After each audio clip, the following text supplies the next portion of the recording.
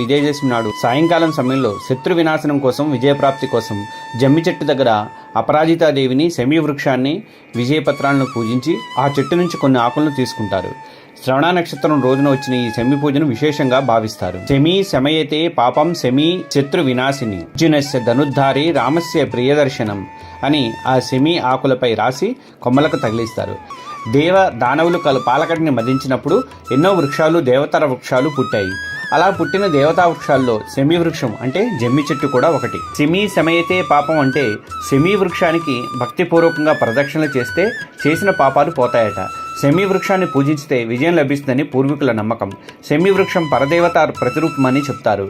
ప్రతిరోజు ఈ చెట్టు నీడన ఉండి దాని నుంచి వచ్చే గాలి అంటే ఆక్సిజన్ పీల్చడం వల్ల అండం సక్రమంగా విడుదల జరిగి సంతానవతులు అవుతారని ఆయుర్వేదం చెప్తోంది.